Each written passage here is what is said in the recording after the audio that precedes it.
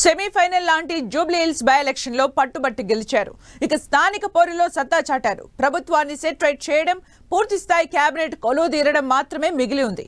Almost అన్ని బెర్తులు fill up కాగా ఇంకో 2 అమాత్య పదవులు కాంగ్రెస్ లీడర్స్ లో ఆశలు రేకెత్తిస్తున్నాయి. ఏ ఇద్దరు కాంగ్రెస్ నేతలు కలిసినా కేబినెట్ విస్తరణ మీదే డిస్కస్ చేసుకుంటున్నారు. ఛాన్స్ దక్కేదెవరికి, పదవి బూస్ట్ అయ్యేదెవరికి అనేది డిబేట్ గా మారింది. అయితే ఏఐసీసీ పెద్దలు కేబినెట్ విస్తరణకు ముహూర్తం కూడా ఫిక్స్ చేశారట. ఇంతకు మంత్రివర్గంలో మార్పులు చేర్పులు ఎప్పుడు, ముహూర్తం ఎప్పుడు ఫిక్స్ చేసినట్టు?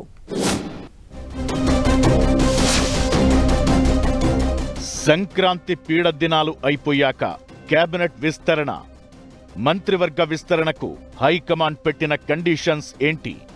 ముందు బడ్జెట్ సెషన్, ఆ తరువాత కేబినెట్లో మార్పులు. కేబినెట్లో ఖాళీగా ఉన్న 2 బెర్తులు దక్కేదెవరికి? తెలంగాణ మంత్రివర్గ విస్తరణ ప్రక్షాళనకు రంగం సిద్ధమైంది. ప్రభుత్వం 2 ఏళ్లు పూర్తి చేసుకున్న నేపథ్యంలో కేబినెట్లో మార్పులు చేర్పులు చేయాలని పార్టీ అధిష్టానం భావిస్తోందట.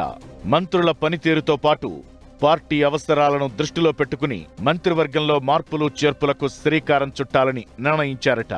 రాష్ట్ర ముఖ్య నేతలతో పార్టీ అధిష్టానం కూడా ఇప్పటికే చర్చించి ఓ అంచనాకు వచ్చినట్లు టాక్. ప్రస్తుతం రాష్ట్ర కేబినెట్లో సీఎంతో కలిపి 16 మంది ఉన్నారు. మరో 2 బెర్తులు ఖాళీగా ఉన్నాయి. ఈ రెండింటినీ భర్తీ చేయడంతో పాటు సిట్టింగ్ మంత్రుల్లో కొందరికి ఉద్వాసన పలికి కొత్త వారిని తీసుకుంటారని ఎప్పటినుంచో చర్చ జరుగుతోంది. పార్టీ అవసరాలు, గతంలో ఇచ్చిన హామీలు అమలు చేయాలంటే మంత్రివర్గంలో మార్పులు చేయక తప్పదని భావిస్తోందట కాంగ్రెస్ హైకమాండ్. మంత్రివర్గంలో బెర్తు కోసం మునుగోడు ఎమ్మెల్యే కోమటిరెడ్డి రాజగోపాల్ రెడ్డి గట్టిగా పట్టుబడుతున్నారు. అసెంబ్లీ ఎన్నికల కంటే ముందు, ఆ తరువాత పార్లమెంట్ ఎన్నికలప్పుడు రాజగోపాల్ రెడ్డికి పార్టీ అధిష్టానమే మంత్రి పదవి హామీ ఇచ్చింది. దీంతో ఇచ్చిన హామీని నెరవేర్చాలంటూ ఆయన తీవ్ర ఒత్తిడి తెస్తున్నారు.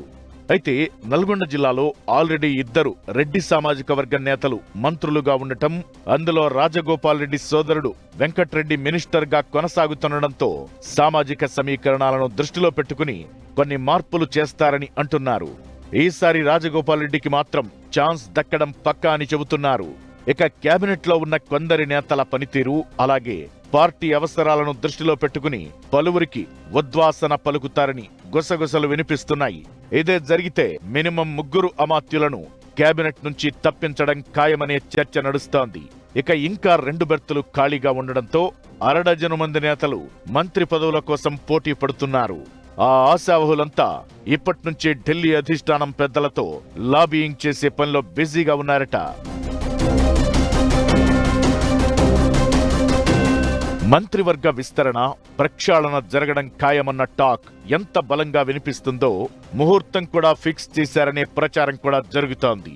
ప్రస్తుతం పంచాయతీ ఎన్నికలు జరుగుతున్న నేపథ్యంలో ఈ నెల 17న ఎన్నికలు ముగిసిన ఉప సర్పంచ్ ప్రక్రియ ఈ నెల 20 నాటికి చేయాల్సి ఉంటుంది.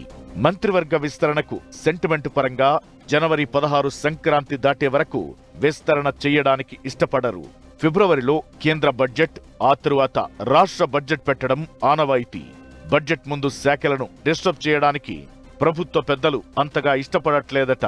అందుకే బడ్జెట్ సమావేశాలు ఫిబ్రవరిలో ముగిసిన తరువాత మార్చి నెలలోనే కేబినెట్ విస్తరణ ప్రక్షాళన ఉంటుందని పార్టీ వర్గాల సమాచారం. సో ఇంకో 3 నెలల తరువాత కేబినెట్ విస్తరణ పక్కా అని భావిస్తున్న ఆశావహులు ఇప్పట్నుంచే జోరుగా పైరవీలు చేస్తున్నారట. తమ గాడ్ ఫాదర్లను పట్టుకుని మంత్రివర్గంలో బెర్త్ దక్కించుకునే ప్రయత్నాల్లో బిజీగా ఉన్నారట. కేబినెట్ షఫ్లింగ్ లో బెర్త్ దక్కేదెవరికి, ఉన్న పదవి బూస్ట్ అయ్యేదెవరిది అనేది వేచి చూడాలి.